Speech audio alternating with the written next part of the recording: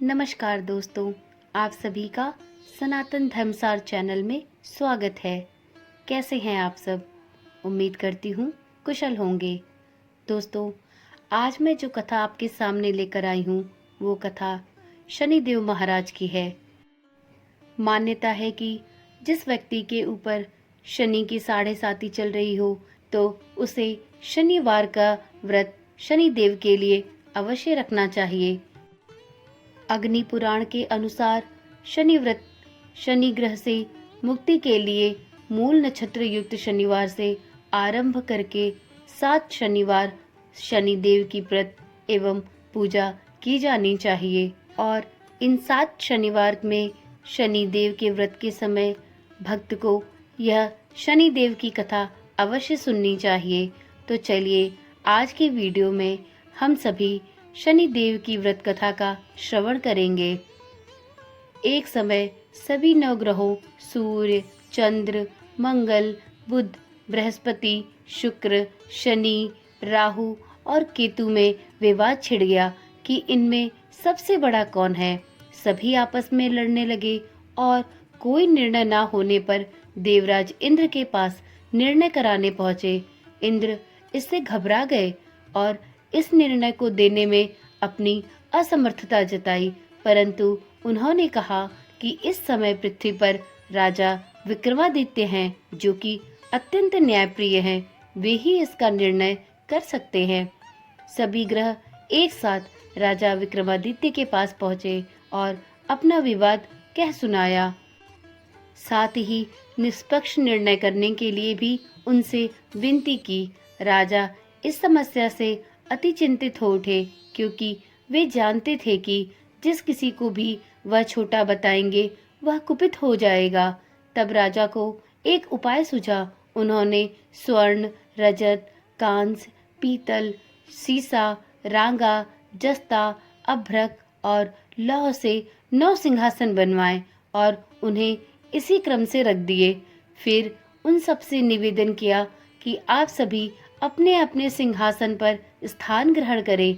जो अंतिम सिंहासन पर बैठेगा वही सबसे छोटा होगा। इस अनुसार लौह का सिंहासन सबसे बाद में होने के कारण शनिदेव सबसे बाद में बैठे तो वही सबसे छोटे कहलाए। उन्होंने सोचा कि राजा ने यह जानबूझकर किया है, तो उन्होंने कुपित होकर राजा से कहा, हे राजन, तू मुझे नहीं जानता। सूर्य एक राशि में 1 महीना, चंद्रमा 2.25 महीना और 2 दिन, मंगल 1.5 महीना, बृहस्पति 13 महीने एवं बुध और शुक्र 1-1 महीने विचरण करते हैं, परंतु मैं 2.5 से 7.5 साल तक रहता हूँ। बड़े बड़ों का मैंने विनाश किया है। श्री राम की 7.5 आने पर उन्हें वनवास हो गया। रावण की आने पर उसकी लंका को बंदरों की सेना से परास्त होना पड़ा। अब तुम सावधान रहना। ऐसा कहकर कुपित होते हुए शनिदेव वहां से चले गए। अन्य देवता खुशी खुशी चले गए। कुछ समय बाद राजा की 7.5 आई। तब शनिदेव घोड़ों के सौदागर बनकर उनके पास आए। उनके साथ कई बढ़िया घोड़े थे। राजा ने यह समाचार सुन अपने अश्वपाल को अच्छे घोड़े खरीदने की आज्ञा दी। उसने कई अच्छे घोड़े खरीदे एवं एक सर्वोत्तम घोड़े को राजा को सवारी हेतु दिया। राजा ज्यों ही उस पर बैठे, वह घोड़ा सरपट वन की ओर भागा। भीषण वन में पहुंचकर वह अंतर ध्यान हो गया और राजा भूखा प्यासा भटकता रहा। तब एक ग्वाले ने उसे पानी पिलाया। राजा ने प्रसन्न होकर उसे अपनी अंगूठी दी। वह अंगूठी देकर राजा नगर को चल दिया और वहां अपना नाम उज्जैन निवासी वीका बताया। वहां एक सेठ की दुकान में उसने जल इत्यादि पिया और कुछ विश्राम भी किया। भाग्यवश उस दिन सेठ की बड़ी बिक्री हुई। सेठ उसे खाना इत्यादि कराने खुश होकर अपने साथ घर ले गया। वहां उसने एक खूंटी पर देखा कि एक हार टंगा है, जिसे खूंटी निगल रही है। थोड़ी देर में वह हार पूरा गायब हो गया। तब सेठ ने आने पर देखा कि हार वहां नहीं है। उसने समझा कि वीका ने ही उसे चुराया है। उसने वीका को कोतवाल के पास ले जाकर पकड़वा दिया। फिर राजा ने भी उसे चोर समझकर हाथ पैर कटवा दिए। वह चौरंगिया बन गया और नगर के बाहर फिकवा दिया गया। वहां से एक तेली निकल रहा था, जिसे उस पर दया आ गई और उसने वीका को अपनी गाड़ी में बिठा लिया। वह अपनी जीप से बैलों को हाँकने लगा। उस काल राजा की शनि दशा समाप्त हो गई। वर्षा काल आने पर वह मल्हार गाने लगा।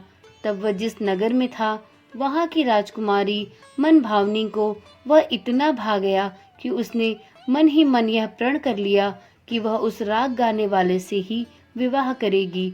उसने दासी को उसे ढूंढने के लिए भेजा। दासी ने बताया कि वह एक चौरंगिया है, परंतु राजकुमारी न मानी। अगले ही दिन से उठते ही वह अनशन पर बैठ गई कि विवाह करेगी तो वह उसी से करेगी। उसे बहुतों ने समझाया, फिर भी वह ना मानी। तो राजा ने उस तेली को बुला भेजा और विवाह की तैयारी करने को कहा। फिर उसका विवाह राजकुमारी से हो गया। तब एक दिन सोते हुए स्वप्न में शनि देव ने राजा से कहा, राजन, देखा तुमने मुझे छोटा बताकर कितना दुख झेला है। तब राजा ने उनसे क्षमा मांगी और प्रार्थना की कि हे शनिदेव, जैसा दुख मुझे दिया है किसी और को नहीं दीजिएगा। शनिदेव मान गए और कहा, जो मेरी कथा और व्रत कहेगा उसे मेरी दशा में कोई दुख न होगा। जो नित्य मेरा ध्यान करेगा और चींटियों को आटा डालेगा, उसके सारे मनोरथ पूर्ण होंगे। साथ ही राजा को हाथ पैर भी वापस दिए।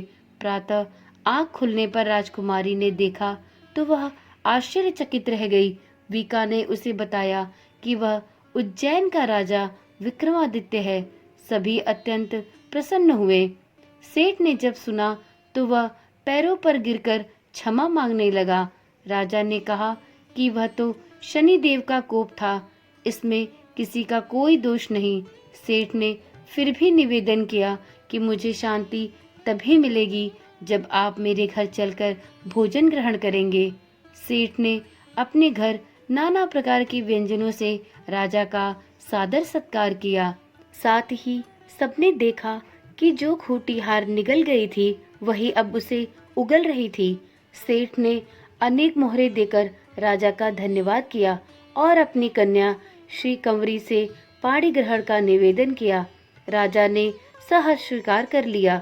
कुछ समय पश्चात राजा अपनी दोनों रानियों मन भावनी और श्री कंवरी को सभी उपहार सहित लेकर उज्जैन नगरी को प्रस्थान किया। वहां पुरवासियों ने सीमा पर ही उनका स्वागत किया। सारे नगर में दीपमाला हुई व सबने खुशी मनाई।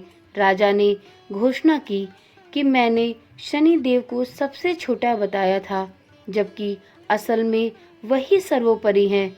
तब से सारे राज्य में शनि देव की पूजा और कथा नियमित रूप से होने लगी और उस नगर के सभी नगरवासियों का जीवन बहुत ही सुखमय एवं आनंद पूर्वक बीतने लगा। इस प्रकार जो भी कोई व्यक्ति शनि देव की इस कथा को सुनता या पढ़ता है, उसके सारे कष्ट दूर हो जाते हैं। व्रत के दिन इस कथा को अवश्य पढ़ना चाहिए। तो सभी भक्तगणों प्रेम से बोलिए, शनिदेव महाराज की जय हो। शनिदेव सभी पर कृपा बनाए रखे। शनि महाराज के कोप का भाजन कभी किसी व्यक्ति को न बनना पड़े। सभी पर शनि देव की कृपा बरसती रहे। शनि देव की कृपा से किसी भी भक्त की सभी मनोकामनाएं पूरी हो, जो भी इस व्रत को करे और इस कथा का हृदय से श्रवण करे। तो चलिए आज की वीडियो यहीं तक, फिर मिलते हैं एक नई कथा के साथ। तब तक के लिए धन्यवाद।